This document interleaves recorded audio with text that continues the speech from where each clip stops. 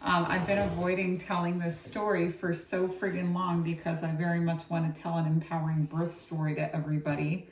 But my fucking mood reflecting on this birth the whole time has just been like 1 out of 5 stars. Would never repeat. That fucking sucked. That was some bullshit.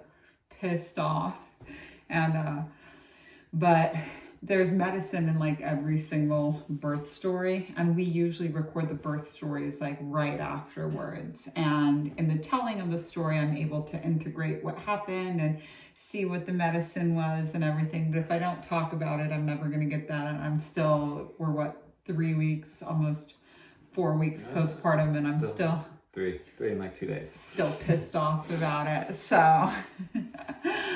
So it's me and Magic here. This is our 3rd time having a kid together. And I was recently struck by, I just think that it's really beautiful that every birth that we've ever had, it's just been the 2 of us.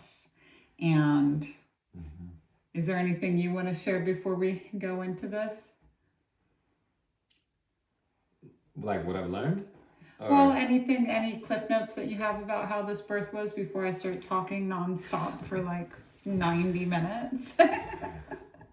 This birth, I think I went into the, not just birth, but having another child thinking that it would be like, I've done this before, so this is going to be an easy one. And it's all going to be easy, but I'm learning that it's not easy, but it doesn't have to be hard. Yeah, definitely your experience of it. Because this was a surprise baby, try not to say that on her, because this was a surprise baby, I thought that we had made this like unspoken deal. Like, fine, I will host this interloper. I will gestate you in a miserable fucking 9 months, and I will birth you, and you're gonna give me an easy birth, right? And you're gonna be easy baby, right? Okay, cool. That's fine. We have space. I was treating it like a classroom where they're like, hey, I'm coming in late, and it's like, but I promise to really be a great student. I thought it, to me, it seemed totally, I thought that we had made some type of deal about this. And what fucking irritated me so much about this birth was that I felt like I had more tools. I literally feel like the more tools I get on birth and the more experience I have, the worse it gets. I don't understand. This is different than literally everything else in my different than literally everything else. There's no figuring out. There's no figuring anything out. There's no hack. There's no nothing. There's just these moments, and then we get through them. Yeah, so just heads up, if you guys want to stop paying attention right now, like I can't guarantee that this is going to be an inspiring birth story. You might leave this and say, okay, I'm never fucking having kids. And I'd be like, dude, I don't blame you. Seriously, like get a fucking epidural, get a C-section, buy the ticket, take the ride, do whatever you want. That might be my attitude going forward from here on out. But like I said, there's medicine in every birth, but my attitude, we tell our truth in sound. So make a sound to describe how this birth was for you. It was like, yeah, okay. And when something is 42 hours long, your voice can go like that. Yeah, it's a lot of highs and a lot of lows. Yeah. Okay, so let's start at the beginning. This birth starts with me finding out that I was 2 weeks more pregnant than I actually thought I was. Like you guys know, unassisted pregnancy over here, free birth over here. That's just like how we are. We got into it before we even heard that, like, we didn't know that free birthing was a thing. We didn't know we knew of one other couple that was doing it, but we didn't know that there was a community or anything like that until I was 8 months pregnant, or maybe 7 months pregnant with Reiner. And we found the Free Birth Society and we started learning from there. And we actually had an episode on Free Birth Society about Reiner's birth, but I had them take him down because the lady called Magic stupid for measuring my cervix, or me trying to measure my cervix. And being nervous too about it was our first. Yeah, she was like shaming him about being nervous and scared with the first birth when that's like a totally appropriate reaction. Like hour 40. Yeah, totally appropriate reaction. Also, if she really wanted something to call us stupid about, it would be that we were looking for the cervix without even knowing what a fucking cervix was. Neither of us even knew what we were looking for. So, the mission chooses you. We can't forget about. You can't forget about this one. There were definitely, and now that we're talking about it, there was definitely a lot of highs, but I had her take the podcast down actually. So that's why you guys can't find our Freebirth episode. But luckily we had recorded our version of it right after Reiner was born. So if you want to watch that, and also Wiley's Freebirth story, you guys can see him on YouTube. But, and also disclaimer number 2, we don't film our births. We've got a lot going on. Also, we don't have a camera that can handle fucking 40 hours of footage. And these have all been 40+ hour labors and births. And so that's what, that there's not going to be any like there's not going to be any footage of this, but we will show you some pictures at the end if you're on YouTube. The pictures that lost me thousands of followers on Instagram. The second I post a fucking free birth photo, everybody's like, ah, live woman.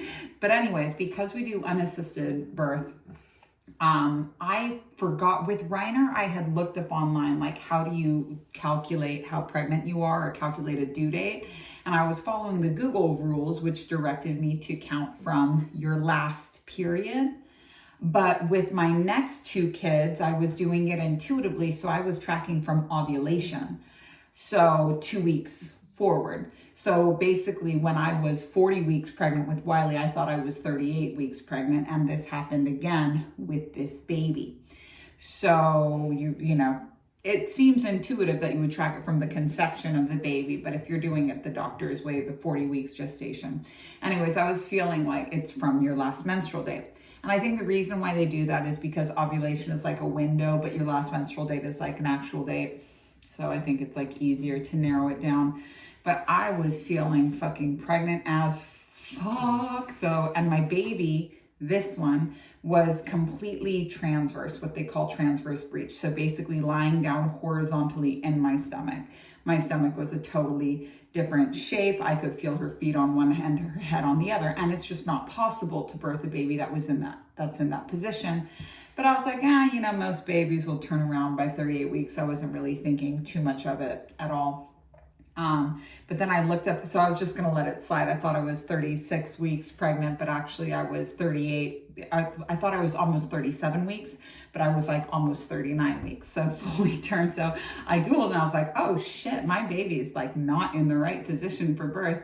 So I was like, ooh, I better get this show on the road.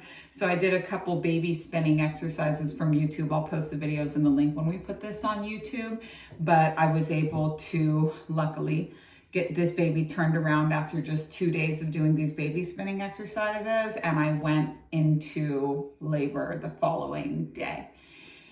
And in hindsight, I kind of hate the hindsight with birth because, you know, it's always like, oh, you know, maybe it was, I'm telling you guys, I've evaluated the data on all 3 of my births. And when I'm looking back at it, I always get this energy of like, oh, well, maybe next time I won't make this mistake. Maybe next time it'll be easier because I'll remember this. But like going into this 3rd birth, I remembered everything and it was still fucking shitty. Like it was still just long and painful and shitty. And I had been planning the whole goddamn pregnancy. I was like, I think I'm smart enough now to have an orgasmic birth. I got Yolanda Norris Clark's birth book Portal, read the whole thing. And it was only after I read the whole book that I read one of her Substacks on getting stung by like a Portuguese man-of-war jellyfish and like writhing in pain for 14 days out of commission while everyone in her life, her husband and everyone she knew was like, please take some fucking medicine for it. And she's like, no, my body's healing itself. If I had read that one article, I wouldn't have had to read the book because I'd be like, girl, me and you are fucking different, homie. Like, okay, cool. You know, I would take the fucking medicine. I'm like, loophole, epidural, loophole, Percocet. Like I would, if I had the opportunity to do that, I'd be fucking all over it, homie. But I don't have that type of relationship to pain, but I was really trying. I was like, and I had said like, I'm just going to confuse labor pains with diarrhea pains because I love diarrhea. And like, so maybe you know, that's just what it feels like. It doesn't feel like diarrhea. It is not. That lasted for like literally 2 seconds. But in hindsight with this birth, I was looking at all of these milestones that had happened in previous births. I was comparing my history of kids with this new kid, not realizing everything would be completely different.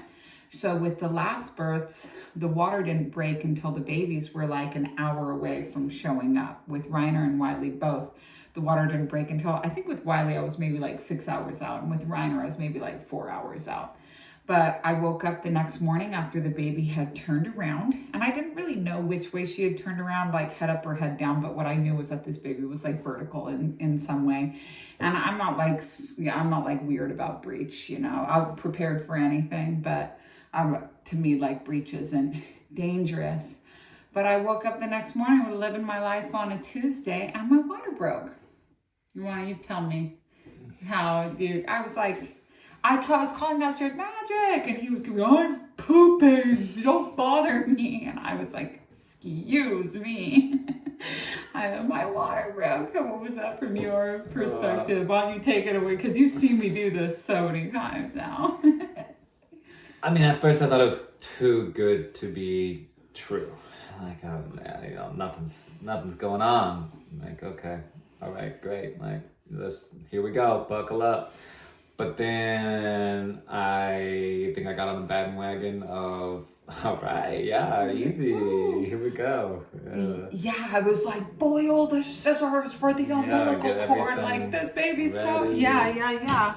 And that's the thing, birth is like a blank. I'm not drunk, you guys, I'm sober. I'm on a bouncy yoga ball that you guys can't see. I've been on this yoga ball for a month now.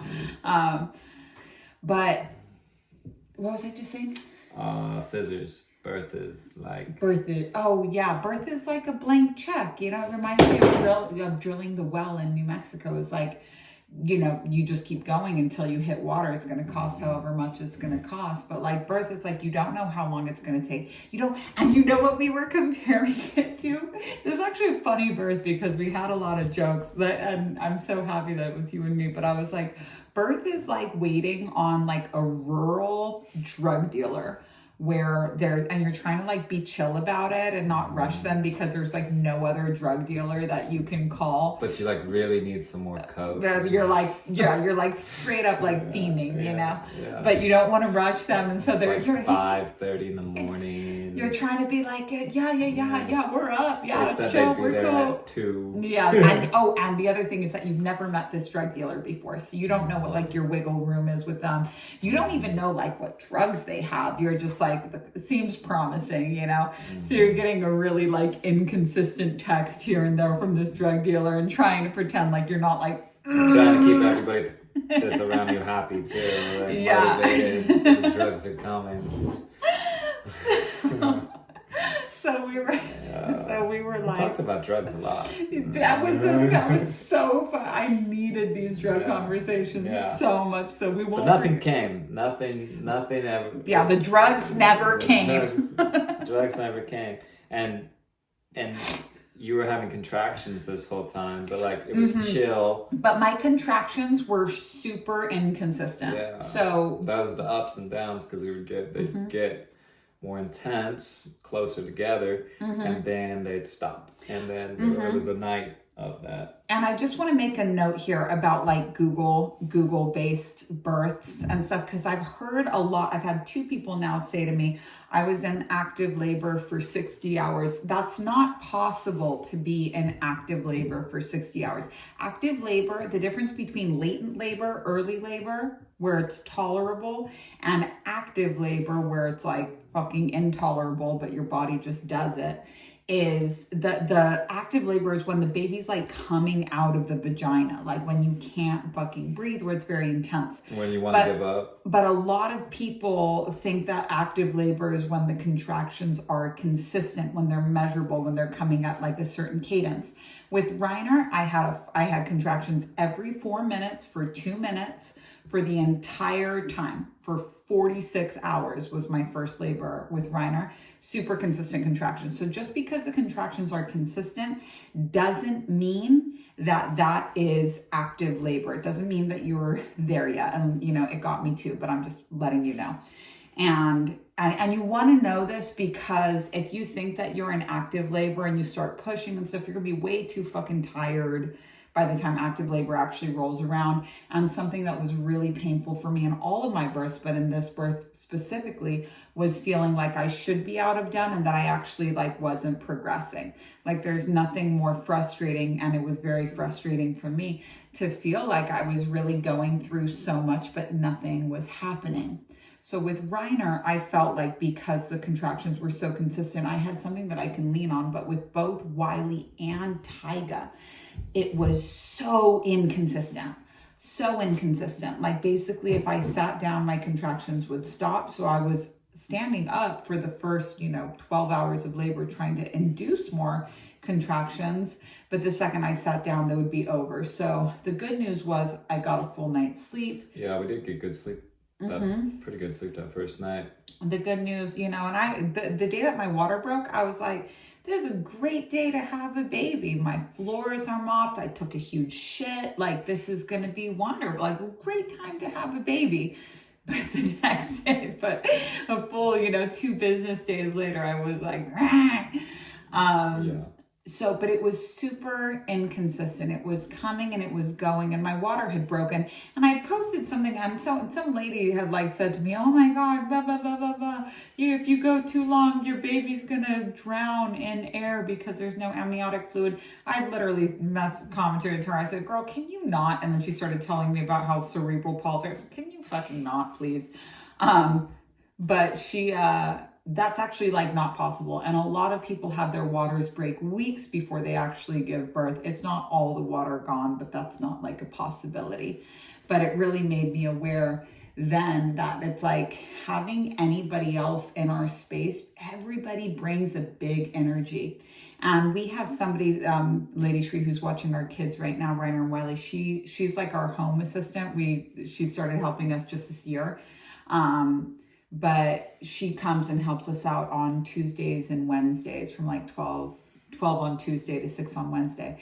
And so I had gone in labor with Wednesday morning, had already started telling her, in advance, hey, maybe you could stick around for an extra day if you're here when I'm in labor.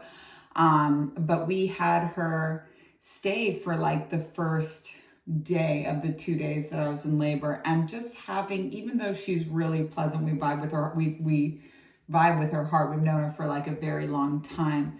Having anybody else around, that presence, you really feel it. And even allowing the internet and fear is very contagious. Having to placate or explain, like you shouldn't have to do anything but have a baby while you're having a baby.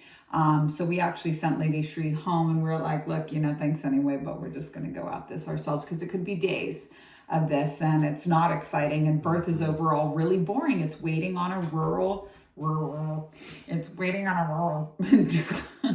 a rural drug dealer, and it's just not, that's not really all that fun for anybody. It's fun when the coat gets there. I mean, it sure can be, but waiting around for it. Until it's not. Yeah, until it's not. But nobody is like, oh my God, it's so exciting waiting for the drug dealer to get here. Like it's literally, it's not, and you want them in and out as soon as possible.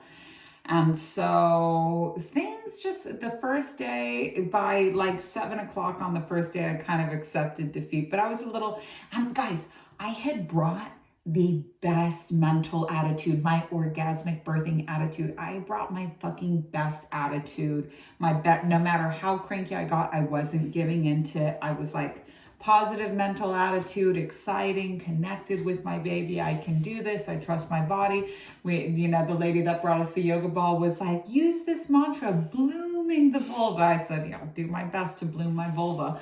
But everybody, it's like, it's just you and I have figured out in so many different arenas that like it's so much easier for us, no matter how hefty the workload is, to just do it together and like not expect anyone to save us. When you're not expecting help, you just do your shit. Mm-hmm. So the first night so my water broke around 10 o'clock in the morning. By 7 p.m. that evening, I was like, fuck this noise. I'm going to bed. Had a really good night's sleep. Labored a little bit in the night, nothing crazy. But I think I woke you up at like 6 or something in the morning. Up early. Yeah, I woke you up early and was like, I think the baby's coming. Or what did I say? I don't even remember. I don't know. But it was Why early did I morning. wake you up at 6? Just to hang out, I guess. Really? I don't know. Hey. Yeah. Yeah, let's wake up early. And that person, I'm not farting, by the way, you guys. This is not a major part. It's the yoga ball on the Or is it?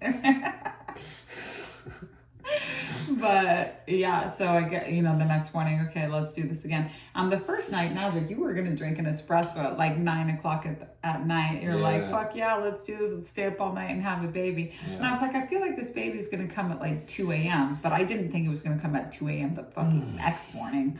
Mm-hmm. But Magic was like, let's drink an espresso. And right before he was going to drink, I made it all and just put it back in the fridge. Yeah, he sat down about to take the sip. I was like, maybe you don't. Yeah. Maybe we shouldn't do that. I was down. You would have plowed through. Yeah, right? Glad that I got rest because that's something I learned the first time with Reiner that I needed to rest too. Yeah. To be helpful. Yeah, and like birth is so much like being on psychedelics. Like it's so much like being on psychedelics. If you go into it crabby, it's really hard to get out of the crabby. Just like birth, it's really easy to get stuck in rooms. It's really easy to get stuck in emotions. And that was definitely like the vibes of day 2. So day 2 rolls in, wake up early, a little bit less slept, a little bit more, didn't take a big shit that day. Wasn't really feeling all that great. I wasn't as stoked about it, but was still doing my best, being positive. Cleaned the house, did reading lessons with the kids. We have a 6-year-old and a 4-year-old, Reiner and Wiley, and so they were, here with us the whole time. And took a sauna and everything. And it was finally when I went down to the sauna, which was probably around 3 o'clock the second day, I was fine. I finally just gave into like, I'm fucking cranky. This fucking sucks. This sucks my dick. I can't believe that I'm having another long ass birth. And that was when I was like, and it felt really good to me. Like it felt good to just admit, because I had tried so hard to not be crabby about it. But I just felt like it was not easily confused with diarrhea. Already it was lasting a really, really long time. Already I was fucking tired and crabby. Already it wasn't a fucking great day to have a kid. And I had been just trying to tell myself for so long, like, you love this, blooming your vulva. This is orgasmic. These are waves. They're not contractions, all this other fucking horse shit. And none of it worked. So I finally was just real with myself. I was like, I knew I was using all of my tricks from previous births, like praying to divine feminine and stuff. And I was like, you know what? I just need to admit to myself, I gotta stop lying to myself. Like, I fucking hate this. Like, this is my least favorite part of anything. I've never enjoyed it. It's never been fun. It's always been beautiful. And I'm super, like, my births have been, I've had 0 complications, gestating, conceiving, and birthing. I've never had to go to the doctor for birth. Our kids have always been born healthy. They've always been born beautifully. It's always been you and me. We have now 3 of these stories lasting. My births have been a lot of things, but short is not one of them. If I ever got pregnant again, knock on fucking wood, if I ever got pregnant again, I would just completely accept, 40-hour births. And I wasn't expecting to have, I went into this one saying it's probably going to be a 70-hour birth because I was so let down with Wiley when everyone told me my second birth would, without a doubt, be so much quicker than the first one. And I fucking believed them. 46 hours, 40 hours, and 42 hours with this baby. So just a lot of beautiful things with our births, but short births are just not something that I have. So I finally admitted to myself that I was mad, and like anybody that works with me knows, anger is just sadness down the road. Magic went for his turn in the sauna. I got up in the bath with the kids and had a very big cry. I was like, this sucks. Like, guys, this sucks. Like, this is so shitty. Like, wow. came back around that time. I was like, because Reiner and Wiley were being so sweet to me, you know, they were lovely. But I told Ron, I was like, go get Matt and tell him I'm crying upstairs. And why don't you, because now I think that was when I was actually starting to transition around 5, the next day starting to transition into like more active labor, getting very emotional. So why don't you? You came up and found me crying in the bathroom. I don't really remember all that too clearly. Well, you were in the sauna and you came back. Yeah. Mm-hmm. I think I just had to just let you cry. I just had to let you cry it out. Mm-hmm. There's nothing I can do. Mm-hmm. And that's a big part of the person alongside whoever's giving birth. There's not a lot you can do. There's not a lot that you can listen, do. But agree, don't argue with them. Yeah, agree. Agree with everything. It was just like time.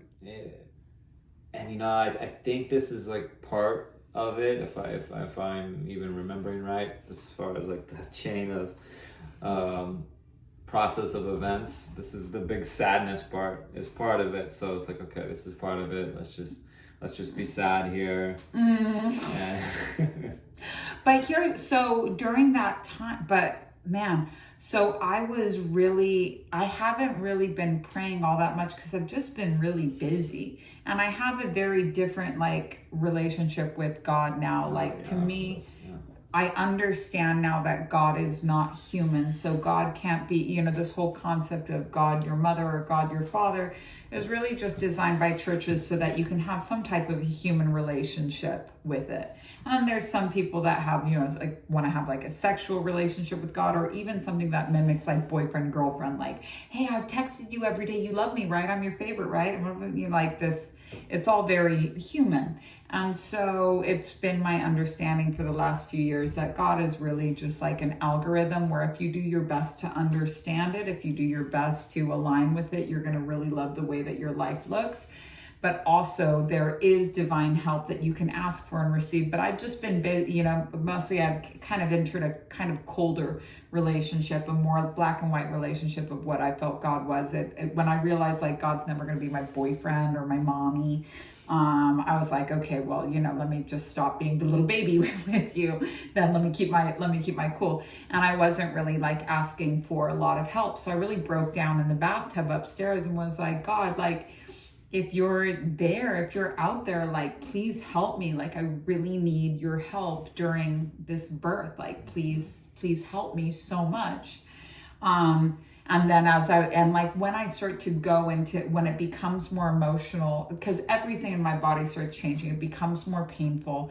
Contractions were still horribly inconsistent. And with this baby, the contractions were only ever 30 seconds long. They never got really long. They're, you know, even in the most intense moment of it, I had contractions for really just long enough to handle 3 breaths, 3 pushes, maybe. Sometimes just 1. Very short contractions. Were you in the bath one more time after that? We went in the bath after the meth part too. Okay. But this was before. So we didn't do smoke meth. This time we have years ago. Maybe.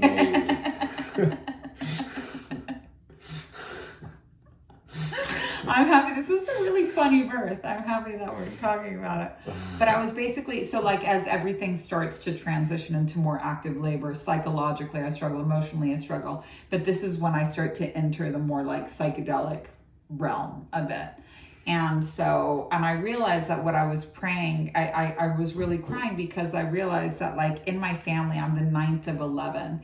And I could never get any attention from my mom unless I wasn't just sick, but like dying. Like you had to literally be dying to get somebody to pay attention to you. And so I realized that was kind of mirroring my relationship with God, was that I just felt like I needed to take up as little space as possible. But then like when I'm dying, like you really love me, right? Like you really want to pay attention to me, right? Yeah, you really wanted a sign. I really wanted a sign. And I realized like what I was at, and now I realize realized, and I realized while it was happening, but I wasn't very happy about it, that like I was asking God, like, please give me special treatment. Like, if you love me, I demand special treatment. You need to show me that you love me more than you love anybody else. And this is also my, 9th out of 11 attention-starved child, have to be the favorite, anxious attachment, like that whole thing. You're like, yeah, but I'm your favorite, right? Like, and God doesn't have favorites, no matter how much you try. Like, I get asking God to give you special treatment. Please make my birth ecstatic as proof to the world of how much you love me and that I'm really special. That was just, it was a no. Like, I didn't get that. But that was what I was really crying about when I was in the bathroom upstairs, was just realizing the way that like this was the first time I've gone through labor when I've been no contact with my mom, and my mom's had 11 kids. So it was always nice knowing that I could touch base there if I needed to, but just realizing the way that like my lack of the lack of love that I received in my childhood had impacted my relationship with the divine as an adult was really making me cry. And so that's what I was crying about. And we went downstairs, and Magic just kind of let me be. But I did want to just make a note, is that like this birth, you were 100%, I'm not taking the like glory off of me, but when people say like, oh, you're so strong, or you're a superwoman with birthing, it doesn't like do anything for me, because I've just always seen, I'm like 50% of every asshole I've ever met in my life got here through vaginal birth. Like, I'm not a superwoman, I'm just a woman. Like, this is what women do. I'm not a superhero, I'm not so strong, I'm not some freak of nature. Like, this is nature. I am not a freak of nature for being able to birth naturally, unmedicated and unassisted in my home. This is natural. This is what it is. We don't need to normalize it. It is normal. So that kind of nonchalance about birth, it allows me to be very calm leading up to a birth, but I don't like ride a high after birth being like, oh my God, I'm amazing. Like, I take a lot less shit, but I'm not like, ooh.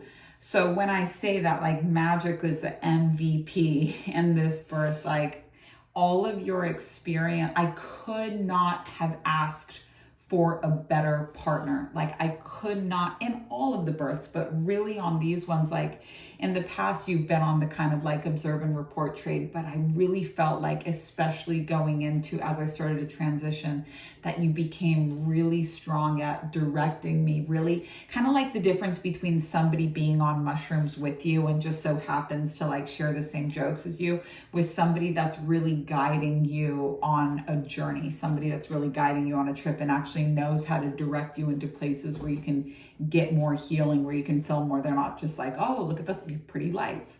Kind of like the difference between like a real like shaman, like a real shaman, and somebody that got, an online certification for how to be a shaman. We met people like this, so they drink a lot of cacao.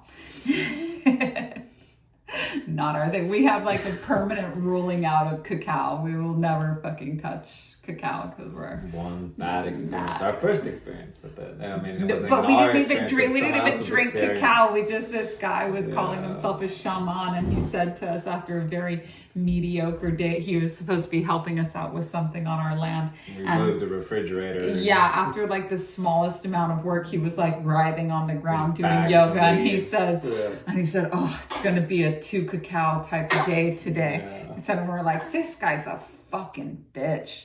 And then he left his girlfriend at our house and drove off to New York, leaving her in New Mexico behind. Okay. Yeah. Next. But I really felt like it wasn't just about keeping me calm or keeping me happy. Like, you were really helping me to get in better spaces, kept me moving, kept me breathing, kept me and towards the end of it, like when I really wanted to go to the hospital, it was something that you said to me that just like put me where I needed to be. But after that bath, I'm very, very emotional. It was whimpering, sobby, like very sad. And I was like, okay, well, I guess this birth is happening to me. And I was trying to be positive. So I was like, I surrender, I surrender to the birth experience. Wah. I surrender. Wah. And I was downstairs. I started putting on my fucking Ajit ma chant music, big in the mommy feels, big emotional, And I was like, okay, Magic, like you have to set the fire room up. We have this beautiful room in our house that had just gotten painted. It was wide open, plenty of space. Well, at the time, everything was in the middle. It wasn't wide open because it was still in the process of being painted. So we hadn't put it back together. But we only have like 4 pieces of furniture in that room. It's this beautiful, it was a lot of open stuff to space. do, but you were like, let's set up the fire room. Yeah. Start a sacred fire. Yeah. It was like, I got this. I can do a fire. Yeah. Turns out you can't. Well, no, I did make fire, but our chimney was. Well, wait. So let's give him a little bit more Let's give him a little bit more context. Let's build it because this was like a very essential part. So we set up the whole fire room, super beautiful. I've got my chants going. I'm just like on the floor on hands and knees. Whoa, I surrender, crying, down low to the ground. The lights are beautiful. Everything is fine, Matt. And I said, okay, all we need now is to start a fire. Magic's like, I'm on it. I can do that for you. And I was thinking, what a beautiful place that I'm going to give birth. This beautiful fire room. It won't be another bathroom, baby. Like, hooray.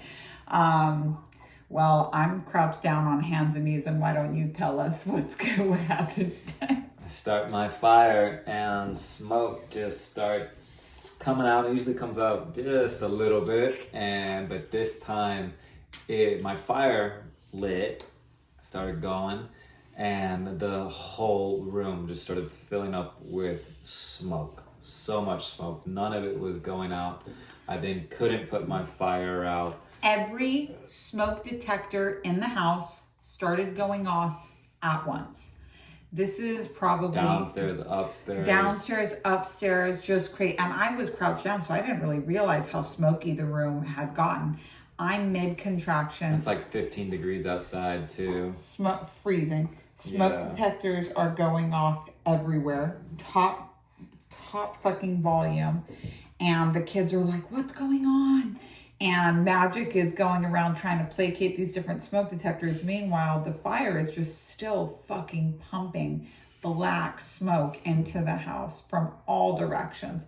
I'm mid-contractions, immediately had to dry my tears, go start fucking fanning a smoke detector. Opening windows, getting everything all cold. Yeah. And honestly, thank God for that. And anybody that has a fireplace knows on some of these days, the fire just won't light, I mean, it was a cold day, but the time before the chimney didn't clear out as fast. And so it gave me that notice. We just have a dirty chimney. Dude, thank God for that though, in hindsight, because I would have sat on that floor fucking crying for the rest of the night.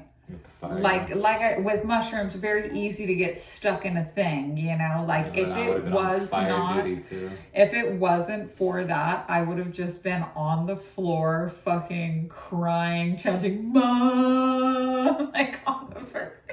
So we finally got all of that sorted out, and we were both just like, whew, geez, God damn it.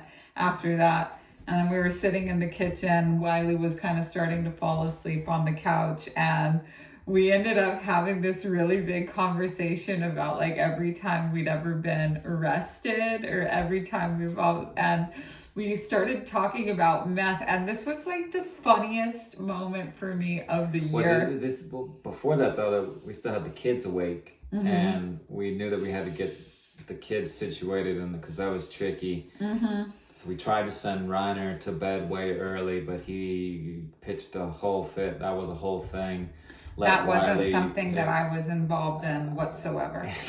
I didn't even know that happened. I ended up just giving him his iPad to be in his room, explained it, apologized. I did, and it was like, hey man, we're just trying to take space. Wiley's down there with you. She ends up falling asleep. Mm-hmm.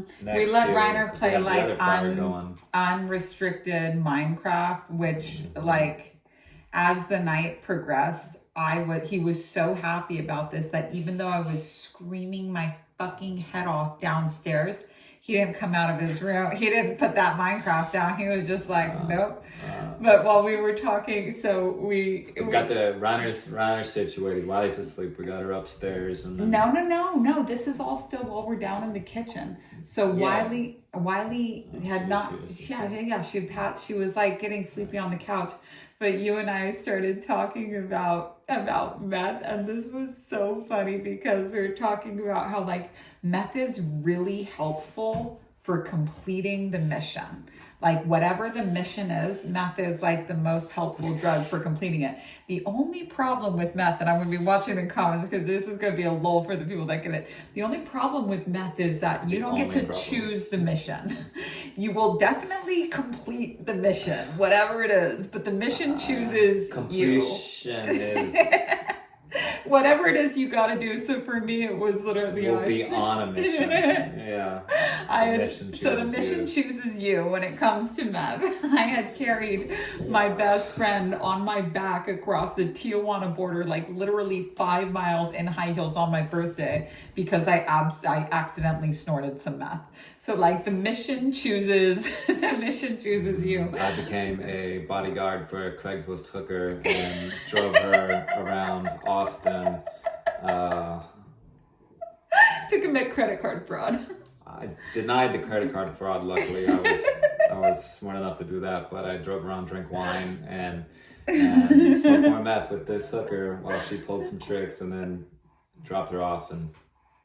Put tinfoil over my windows for the next 3 days. Meth is incredibly helpful for the mission. You just don't get to choose what the mission is. The mission chooses you with meth. So we were, after the smoke detectors had gone off, we were so busy having this we talked about all of the times that we had been arrested. We had talked about, and it was actually during these conversations where I was like, dude, I fucking see the hand of God in my life because I've been in a lot of fucking sketchy situations. I've snorted a lot of sketchy things. I've been in lots of sketchy situations. I snorted meth because I was at the Donkey Show in Tijuana on my birthday when I was fucking 16 years old, homie. Like, luckily the meth kept me out of the Donkey Show. But like, I started to see the divine hand of God in my life and also your life with all of these close calls, all of these narrow misses that we've had.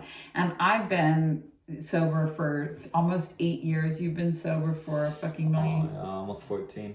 Yeah. So, our lives have changed a lot. We've been living kind of normal, stable, normal lives. But it was really evident that there had been some divine work in our lives. So Wiley had fallen asleep at that point. I was starting to transition a little bit more, but now I was in like a really like kind of silly mood because we had had this meth conversation for so long. And I really needed that. But for real, the mission chooses you.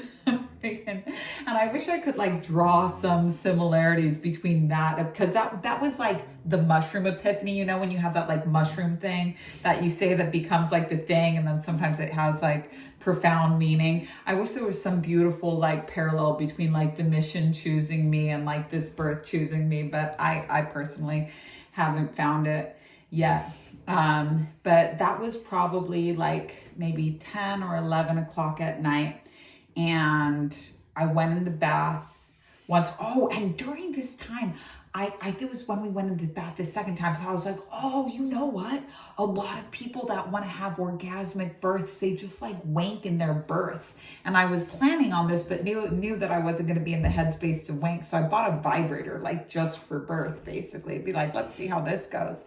I was trying to have a wank and went back to the tub. Was trying to have a wank in the tub while I was transitioning into more active labor. Fucking asked me if I wanted to join. I was like, I did not ask you if you wanted to join. No, I did not. You did. You said I did not. Some sex. That's not what I said at all. That's not what I said at all. I didn't say you want to have some sex. I said, give me my vibrator, which is a good sign we're not going to be having some sex. No. I asked you, I asked you if you had a heart-on. And you said, well, that's not like, today. That's like asking if you want to have some sex. No, you Got a always hard on. give me this fucking blue eye show. Oh, well, you said Do you that. have a hard on? He sits here and fucking says to If me I had directly. said- Stop I had said mansplaining yes. to me. No, you guys saw him. He sits here and says next to me over and over, you said you want to have sex. You said you want to have sex. You said you want to have sex. You said you want to have sex. And then I said, no, I asked if you had a hard on. He goes, it's the same thing. Fucking A, fucking bullshit. But no, because I didn't managed to fucking wring an orgasm out of labor, did not open up any portals, did not make anything happen. And then I asked him, I was like, who, because I just had a big wank in front of him while laboring in the tub. I was like, there's a chance this could be hot. So I asked him, did you get a hard on? He goes, not today.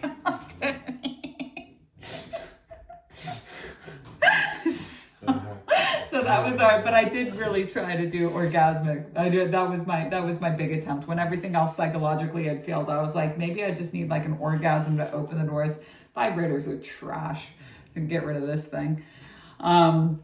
So after that, after things started to transition, I really prayed. I tried to push a little bit in the tub. I sort of thought maybe things could happen in the tub. That would be nice because then it would be a lot to clean up. Mm-hmm. But I could tell it wasn't. Mm-hmm. We weren't there. I still knew we weren't there. But that was the answer to my prayers, because I prayed one more time in the tub, like, please, like, you gotta help me.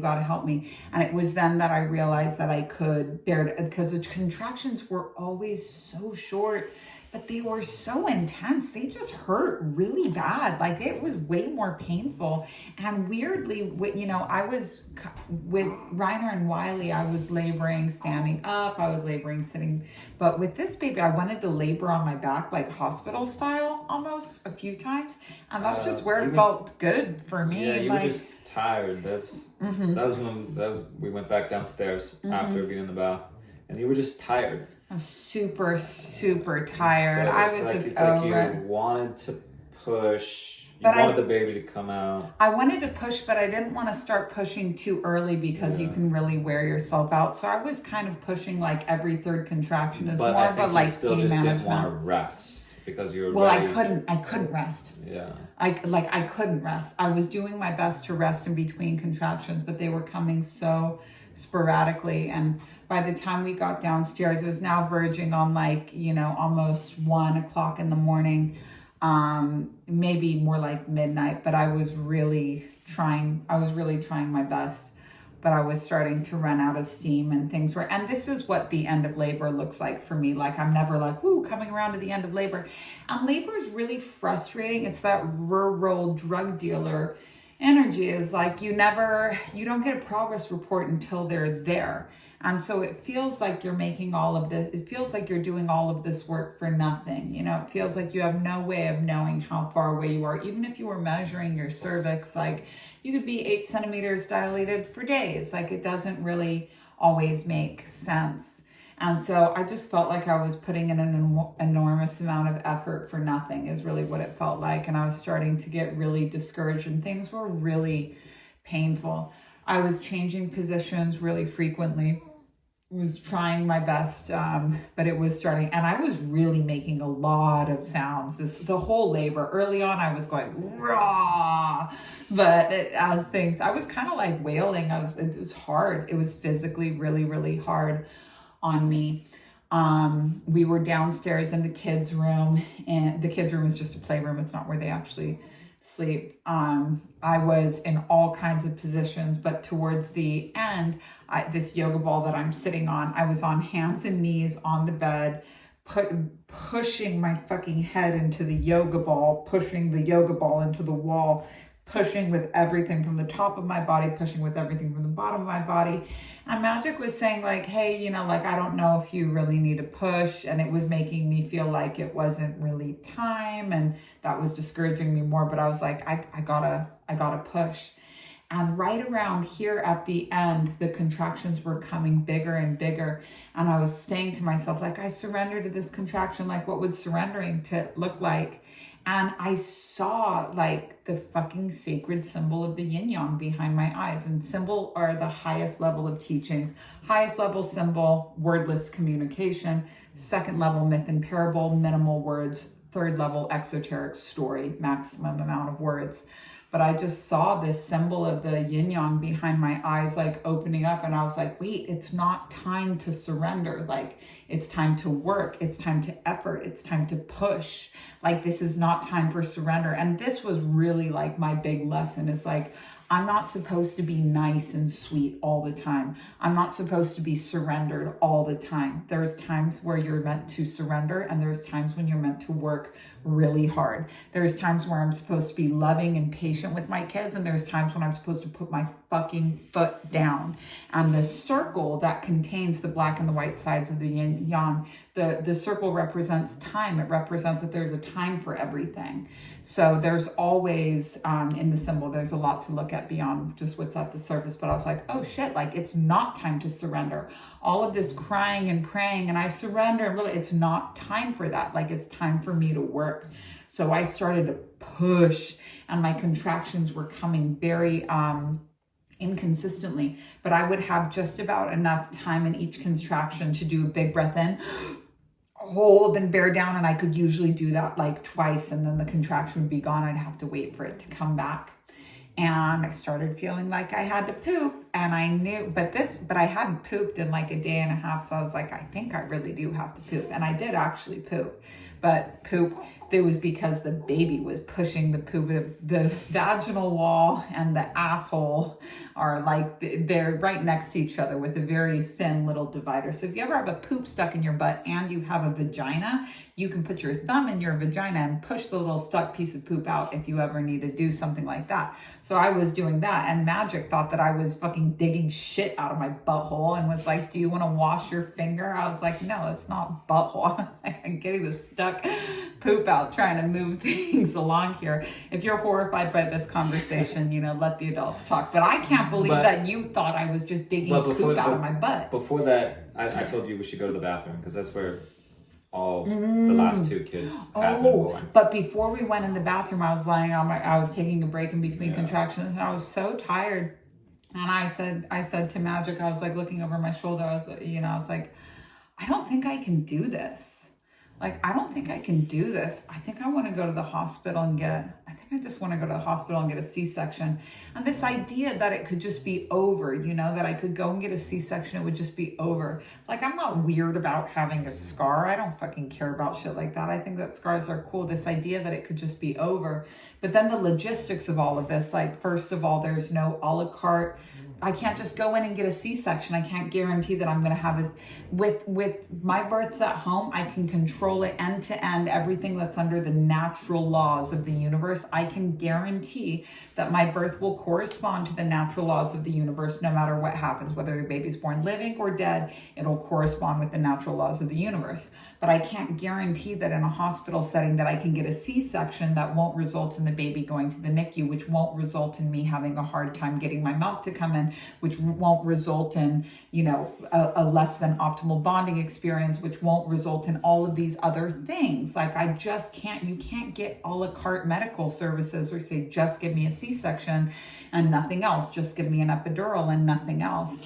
And so we also have two kids at home. It was 2 a.m. Yeah, so I sort of laid out how that would look, and it just wasn't an option. That we didn't need to do that. That wasn't the option.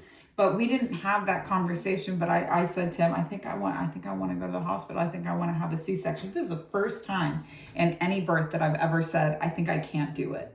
Like, I really did feel like if this is just going to keep on going like this, no one had seen, because with birth, you don't know until the last minute, the head's coming. Now you're literally fucking 30 seconds away from having a baby, but that's the only progress report that you actually get. Like, I can see the head. Before that, it's all just mystery. You think, I thought a million times, maybe there's no baby in there coming. That's all. You and me both. Mm-hmm. Every single time. And also, I'll tell it when the head's coming out, but I said to Magic, like, I don't think I can do this. And he said, you didn't even look at me because I had my head down, but you said, I know you can do this. I've seen you do this. I know you can do this. And I just really needed to hear that. Like sometimes I just need, I know, you know, because I'm telling you all the time, like I'm fat. And then you say, you know, you're not fat, you're pretty.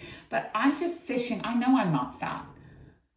I know I'm not fat. I'm fishing for compliments. You know, sometimes I just need you to, and if you could just give me things without me fishing for it as well, you know, like I just, but it's sometimes, you know, I'm just fishing for compliments. Just let the fish rain from the sky. What the fuck are you talking about? That is a music video that I saw that reminded me of. You didn't watch it yet, so you don't know what I'm talking about. Okay, hold on. Let the fish fall from the sky. Okay. Okay. Makes sense to me. That's all that matters. Okay, well, I hope that means that unsolicited compliments will be raining down on me starting now. Yeah. No, not from the sky, from you. Yeah, from me. How about now? You're beautiful. Thank you. Yeah. I can handle a lot of compliments like that. Because I give you a lot of compliments. Almost every day I say to you, you're so hot, and you go to me like a fucking sunflower beaming at me silently. But he said to me, I know you can do it. And I really needed to hear that, because I was like, look, like I didn't believe in me, but the fact that you believed in me, that was like enough. And you know, not to be the fucking white dove of sentimentality, but I feel like I know that God loves me because he gave me you to love me. There's your sign. He gave me, yeah, you're my sign that God loves me. You're looking at your sign. What sign are you? The mission chose me with you. But minus the math. But I mean it. But you see what I mean, you guys? He can sit here taking a fucking compliment like that, you know? Where's my compliment, right? I just started. Where's I said the fish? first. I said Where's you're the beautiful. fish? Oh, you are my sign from God as well. Oh, thank you. I'm a narcissist, so I don't have a problem hearing my same words chewed up and spat back to me out of his mouth. So yeah, just repeat what I say to you. Just repeat what I say to you. We'll just do compliments If I back and say forth. We'll just do back-to-back compliments. back and forth, yeah. We'll If I say to you, you're so hot, and I'm, let's just try it like this. You're so hot. Oh, you're so hot. Yeah. Like that. Okay. I'm so happy that I chose you. I'm so happy that I chose you too. I'm not even joking. This works for me. Yeah, just do it like that. It's like ping pong. Yeah, It's like shooting ping pong balls out of our vagina at each other. So we abajo. Abajo. I don't have a vagina. Have you guys ever noticed the way the Spanish word abajo sounds like a butthole? I got abajo. Can't unlearn it. No, the mission chooses you. So I was like, oh, I think I gotta poop. So now I know that Magic believes in me. I'm like, I gotta poop. Mm-hmm. Once on the toilet. To our birthing station. To our birthing station where all the kids were born, because I thought they were all poop. And I let them know you guys were born in the bathroom because you guys were little shits from the very beginning. And I didn't really know which I forgot about our little small bathroom. Yeah, our little small bathroom's super warm because there's a new house from the last two. Yeah, our new house from 1810. Our new house for us. But the one bathroom, the pretty bathroom, is cold, but this little bathroom in the kids' room is always walls really are wide, warm. and so we needed that pressing. Oh yeah, action. yeah. Mm-hmm. Yeah. Cushion for the pushing, baby. So that you could rise above the toilet. But we were on the toilet playing "Is it a baby or is it poop?" for a while, and I thought that it was going to be a baby, you know. So when it was poop, I was like, God damn it, it's poop. You know, the last few times we thought it was poop, it was a baby, but this time it was poop. And I had a big push, and then I was like, oh, I don't know, I think I gotta move. But the contractions were coming like kind of faster and faster. And so I stood up, and that's when Magic was like, oh, I can see the head. And this has gotten me, like, with Wiley and this baby both, is like when they say I can feel the head, you instinctively want to go and feel with your hand. But when you go, you know, you're expecting to feel kind of like a hairy bowling ball. And this was the first time I was like, are you sure it's a head? Because I didn't know if the baby was breech or not. Like I had kind of prepped, and here's what you're going to do if it's a breech, just kind of keep me moving and changing positions. But he said, I can see the head. So I was like, oh, that's good. You know, the baby's not breached. But when you go to feel for the head, it doesn't feel like a hairy head. It feels like you're touching layers and layers of your own guts. Like it feels like there's layers of a cervix or vagina or skin or something. It doesn't feel like a head.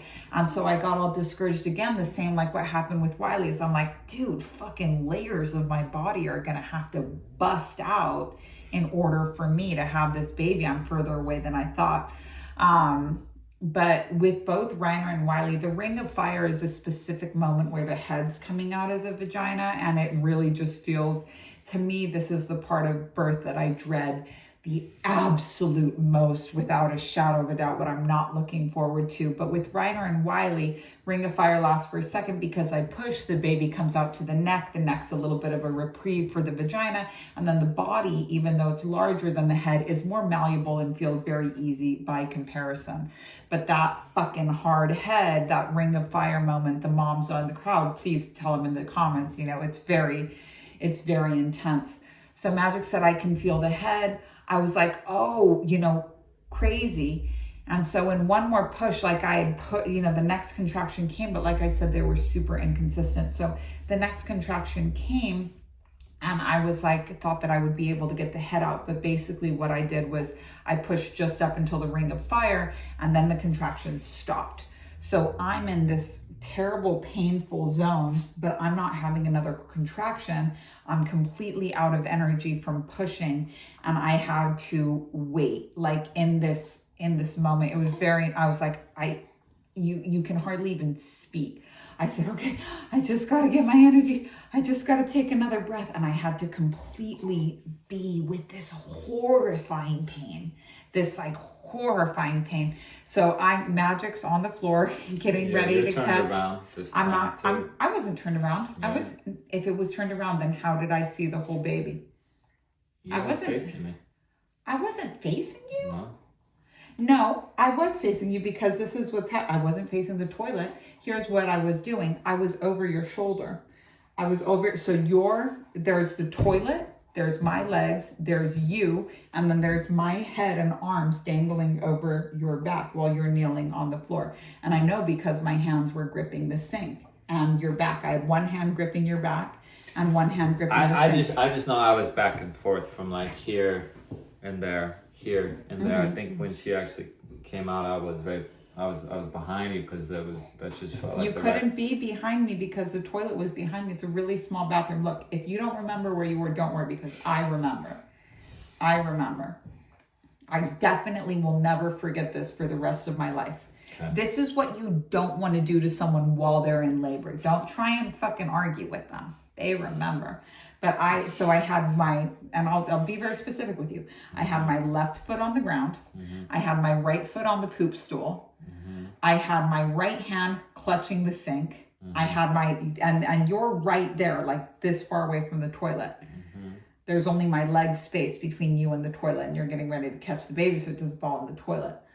I'm leaning over your back and I was like, I just need to catch my breath. And this whole time I have like a minute with just being with the ring of fire. Fucking crazy. But I knew in that moment, I was like, I have to get this baby out on the next push. I have to get this baby out in one push, the whole body.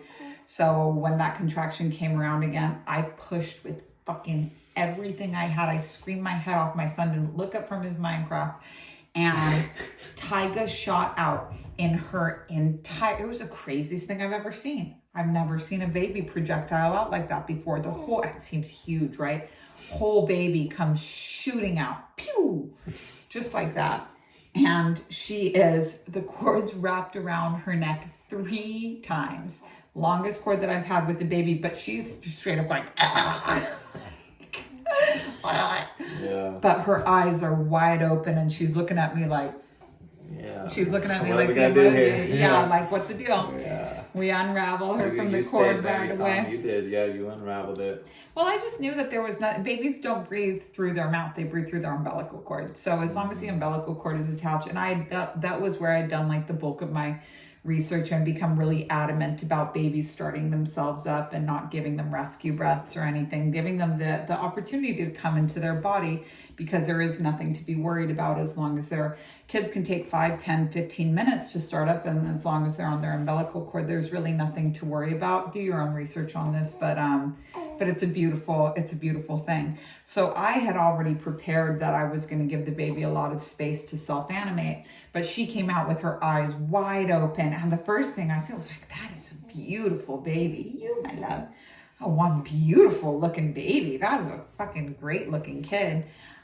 Took her umbilical cord off, and she was making little gurgly noises and stuff, but she hadn't really like full on cried or anything yet. But I was just stoked. I said, oh my God, my baby, she's up and at 'em. I can't believe it, you know. And then she started crying after that, and really, they're just a beautiful, and this is where, like, on YouTube we can show the people the picture of it, but this is the photo that I share with you guys. Just this like beautiful moment, and just a beautiful moment. It was, I'll never forget what it looked like.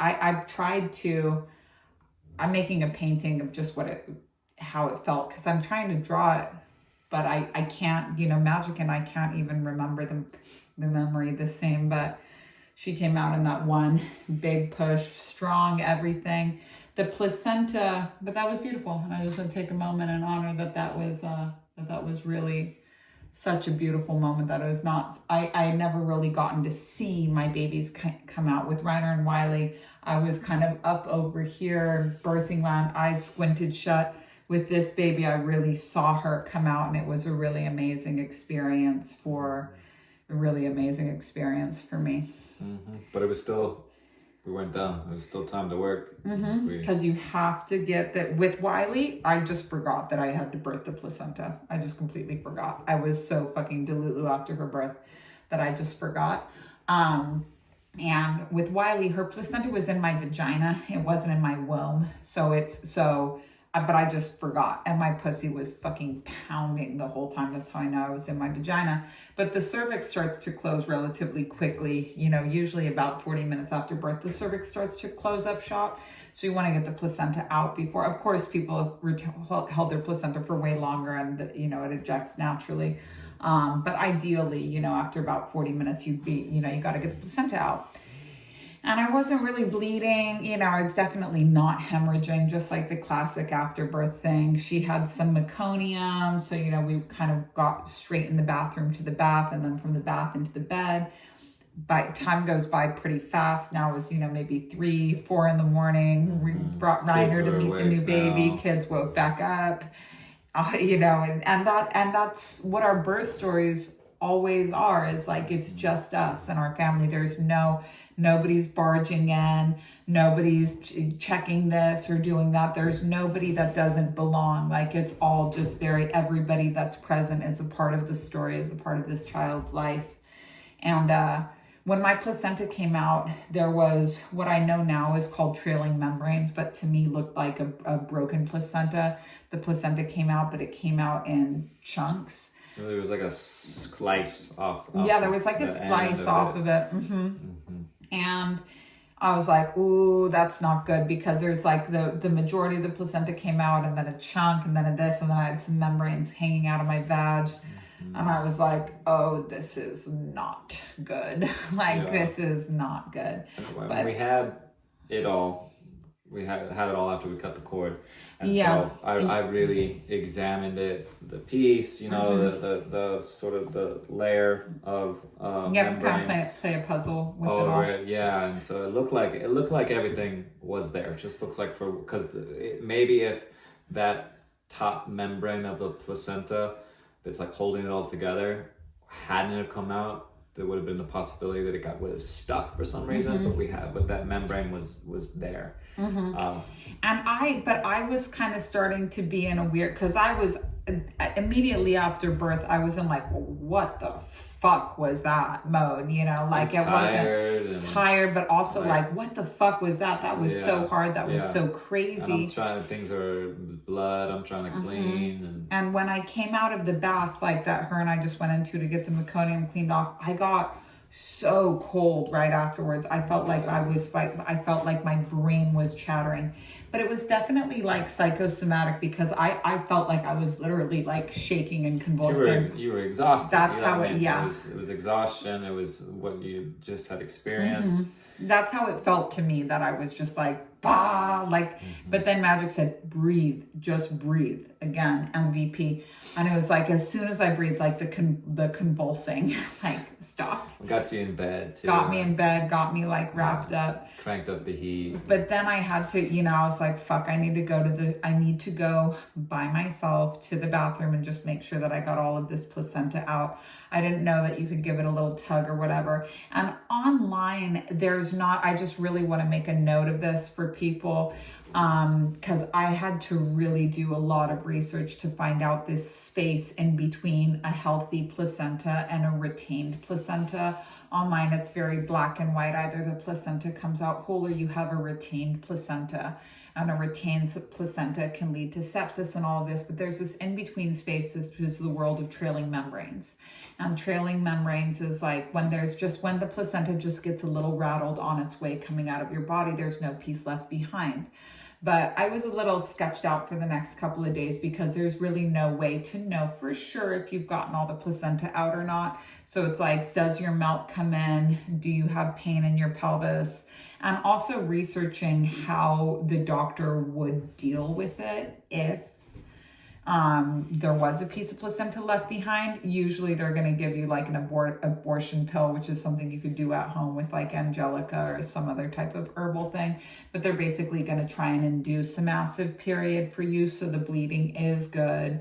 But I was just a little bit, the first 3 days afterwards, I was keeping a pretty close eye on myself. And then I was a little extra paranoid about postpartum bleeding, but it was really, I just had to do, anytime I'm scared about. You started craving red meat too. You know, I nothing but fucking beets, beef, and spinach. Yeah, beets, beef, and spinach. You still do. But there was one more moment where you were a little shaky. You ended up going into Wiley's bed to try to sleep with Taiga. I was with Wiley. Well, that was because we had finally 5 o'clock in the morning going to sleep. Magic, me, new baby, Wiley, everybody in the bed, back to sleep, pitch black room, brand new baby, underslept. I was like, I'm gonna roll over onto this baby. I'm gonna forget that this baby's here. There's just where I can't see what's going on because I don't want to wake up. I was finally like, I need to be in a room where there's a light on. I can sleep with the light on. I know y'all can't sleep with the light on, but that was like our first entrance into what postpartum sleeping needed to be. And you went there, and then you called me because you woke up, or you were very confused because Taiga didn't have a diaper on, and she had pooped, and you didn't know what was all over the place. Oh yeah, there was another poop. Yeah. She's a real pooper. Into the bath. Clean you up, and then it's like, you need to sleep. Yeah, and now we're just heading into like the postpartum story because now it's just kind of but there was no. The relief was that the baby came and you were healthy and she was healthy, but the needing to put in effort didn't stop. Like it's not, everyone was healthy, but now it's like, okay, there's work to be done. Like I can see what work needs to be done now. It's all very visible, but it's not like there was a break. There was no break. No break at any time. So we went out of the frying pan into the fire. We're still in the fire, but the next day, because we were in the middle of teaching ritual this whole entire time. That was a fear of mine, that we're going to have this baby and I was going to be stuck doing the class by myself. Nope, homie. This is that. Let me just tell you about work ethic, you guys. I was so during this labor, we were teaching a class at 11 a.m., a physical class at 11 a.m. every single day for 40 days. Taiga was born on 1/31. No, it was day 31. Okay. She was born on day 31 of a 40-day practice. Homie, whether I was in labor or had just given birth at 2 o'clock in the morning, I showed up 11 o'clock prompt and did my Creo with everybody else. And I'm so happy because usually we have people complaining all year long that come and do a late, 40 days is too hard for me. I don't want to do it. And at least I almost want to never shoot another one because people do not have a fucking pot to piss in when it comes to complaining about not doing their Creo. Like, bro, we had a baby. But yeah, my biggest epiphany, so the sad epiphany that I got from this birth was recognizing the way that I was projecting my own maternal relationship to my divine relationship. But the most important epiphany that I got is that the mission chooses you, and that I was trying to be a perfect mom all the time, never put my foot down with the kids. Effective immediately. I'm like, sometimes it's time to effort. Sometimes it's time to be permissive. There's a time for everything. I'm going to do my best. I'm going to make mistakes, but I can't be perfect. But I'm not supposed to just be soft all the time. And I'm not supposed to be hard all the time. I feel like Magic and I were trying to find a balance between us of me being soft all the time and him being hard all the time, or we just couldn't really find that. And parenting is such a journey, but something that I love about having kids is that whatever doesn't work will make itself super obvious within 48 hours of a new baby.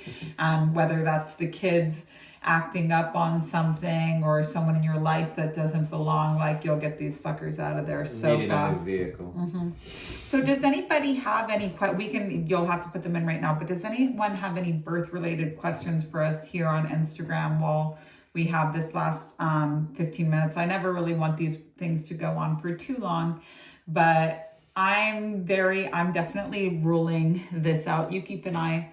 I'm definitely done having kids. I feel like no matter how much I've tried to understand birth, it's always going to be a mystery to me. I am fine with it being a mystery to me. I am fine with never figuring it out. I am fine with never having an orgasmic birth. I'm happy never knowing what our fourth child looks like. And because this was definitely a surprise baby for us, I'm going to be a lot more focused going forward on some of the herbal ways that you can keep yourself from getting pregnant if you have a close call, but also just in general semen retention. Someone asked, why did you decide to do a home birth? I first There's watched no other option for me. I watched the Ricky Lake documentary, The Business of Being Born, before we had met, and that just made me feel like the doctor way of doing things was a little bit fucked. And then I was sundancing and I met where a brother of mine, his wife was pregnant, and I asked, is it a boy or a girl? And he says, we don't know. We're not going to doctors. And so gave me that idea. We met, she got pregnant, and that's just what we chose. And I had heard of, so it's not just home birth, it's free birth. So it's a home birth has a midwife or a doula or someone there. Free birth is completely unassisted. We do unassisted. We've never been to doctors during pregnancies, period. I went to Planned Parenthood to get a proof of pregnancy on this one. It's just a $300 pregnancy test, but that they refunded to me. Thank you very much. Certificate. Yeah, birth certificate. You can call Vital Statistics and find out what you need to get a birth certificate for this type of situation. But I got my Akashic records read when I was 28, and the lady told me about, my past life. I was a priestess that was shunned from my temple and ended up birthing alone in an alley. That's a very long story cut short. And again, nobody has a past life of being like a farmer, but that was I was like, oh wow, you can birth alone in an alley. But when we got pregnant with our son, Reiner, we were hitting the road, living in a camper and getting a consistent midwife. We would have had to stay in Austin, which we didn't want to do if we were going to go the traditional route. So from 2 weeks into our first pregnancy, we were both just like, well, why don't we just do it ourselves? And there was no question. We were just like, yeah, that's what's a fit for us. And that was just that. What was my favorite thing that Magic did the whole birth was him saying, I know you can do it for sure. I'm so interested into your approach to not getting pregnant again. I'm not an expert on this, but the Freebirth Society has a podcast about conscious contraception. And that's what I'm going to be reviewing. It's going to be a journey learning right now, blowjobs. Mm-hmm. Any words for someone who feels the pull of having children but don't feel like they were born or physically fit enough to do it, and you can have whatever type of birth you want, but it's natural, so you don't have to be physically fit. So start training, start working out. Yeah, but also like you don't have to know how to give birth. Your body does it. It's natural. Your body does it. If you don't know anything think about all the people that have babies and don't know they're pregnant. Think of all the obese people that didn't know that they were pregnant, that sneeze and have a baby on the toilet. Like, this is not a medical emergency. It's fucking nature. Like, this is what nature does. The body knows how to do it. It's like digesting food. I've never gotten special treatment from, hi, my baby. I've never gotten special treatment from the universe, like this is just what it is. Since you're officially outnumbered, do you have a support system? We kind of do. We had somebody, so Lady Shri helps us on Tuesdays and Wednesdays with just kind of whatever needs to be done. So the kids like to be with us the most, and discipline is pretty important to us. We find that when the kids are with other people too much, they kind of just come back dysregulated, demanding. It's easier for us to watch our kids if we kind of know what they've been up to all day. We know what they've eaten. We know what they've had. We know what they need.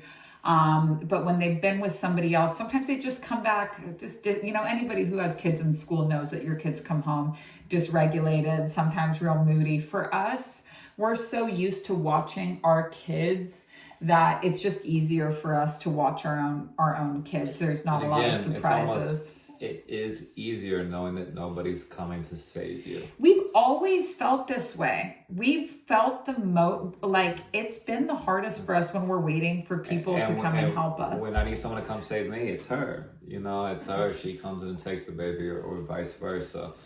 Like we can do it together.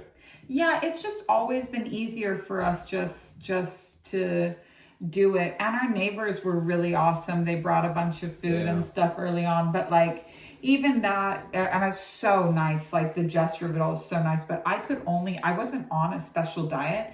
The only thing I could imagine eating was beets, beef, and spinach, which were things I couldn't touch during pregnancy. But it was the second that baby was out, it was I need iron. I gotta eat iron like crazy, and it's still been this way. I'm struggling which birth control to choose. Well, don't ask me, homie. Do you think everybody is meant to be a parent? No, absolutely not. But I think that people put way too much thought into this. Do I want to be a parent? Do I not want to be a parent? Kids are going to show up when you least expect it. And how you feel once you're pregnant is going to be complete. Decide when you're pregnant if you're going to have a baby or not. But don't force it, and don't hold it back. I've never been on birth control except for once when I was birth control fucks you up. Birth control fucks you up. Don't take that shit. Don't take those fucking government children, pills. Fucks with your head. Yeah. You're supposed to be, I'm no woman, so I don't know what the fuck I'm really talking about, but you're supposed to have your period every month. You're supposed to shed something every month. And some of those things just make you not. And don't take those fucking government pills. And we got pregnant with Taiga when we were pulling out champions. We were pulling out campeones, baby. Before that was really the first month. And definitely this is the month that I got pregnant. But we had been so reckless. We'd been shooting up the club like crazy for years. And then we had a conversation about how we didn't want to have more babies. And so we were pulling out champions. And it was in that month that somehow you snuck in the door, my love. And now we got our baby Taiga Lilli. Hey, she smiled through the camera. Hey. She's learning. She smiles in her sleep all the time. I know, she sure does. Starting to happen in the waking hours. Yeah, she's a nice baby. So that was it. That was our birth story. Thank you guys so much for being. So I'm very happy that we told the story, because now what I'm going to say about this birth was that it was really funny. Between the rural drug dealer, between the smoke detectors, and the meth, the mission choosing you. This was definitely there were high highs and low. There were high highs and there were hards. But I wouldn't even say they were love, because it was me and you together doing it. And if it's anything that me and you are doing, we somehow, no matter how fucking dark it is, end up laughing the whole time. So I'm very happy to be doing this I'm very happy to be doing this with you. And we're happy to Someone be doing asked, this what with you, Taiga. positions do you recommend for giving birth? Oh, I thought Do they you were going to prefer all baby? all She was- positions, baby. No, for birth. Yeah, that's what I'm talking about. You were standing up. I was standing up. I was laying down. But when actually the birth happened, she was standing up all 3 times.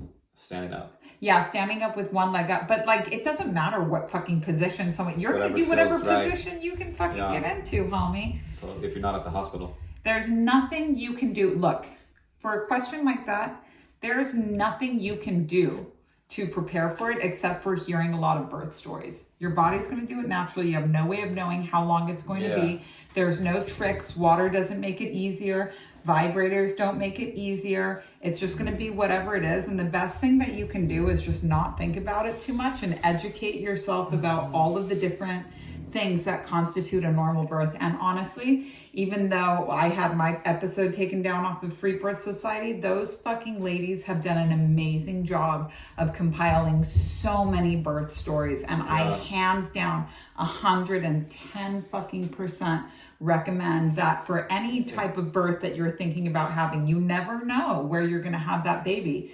Listen to could be in the car. Listen to as many Freebirth Society episodes as you possibly can. Super helpful for me the first time I listened to a ton with her, and that was my education, was just listening to the stories. So yeah, you're here at the end of our story. Again, our story is not your story, nor is any other birth story. No. It's not your story. But it's just creating a very large spectrum of what natural birth can look like. Like for me, what I really educated myself on this time was how long it can take for a baby to start up. And I just thought that because I had divinely done all of this research about how long it takes a baby to start up, that maybe Taiga would be a slow starter. But she came out eyes open and hollering. And now we've got an entire baby to add to our collection. That was a good poop, Ty. That was a good poop. So thank you all so much for sharing all of these moments with us. This will be the last birth story that we're sharing. And I love you guys so much. This is Taiga Lilli, our little winter tundra flower. You grabbing your face? Wild wilderness. Mm-hmm. Oh, you hey, got babe. yourself. Yeah, you got yourself. You want to hold my finger like that?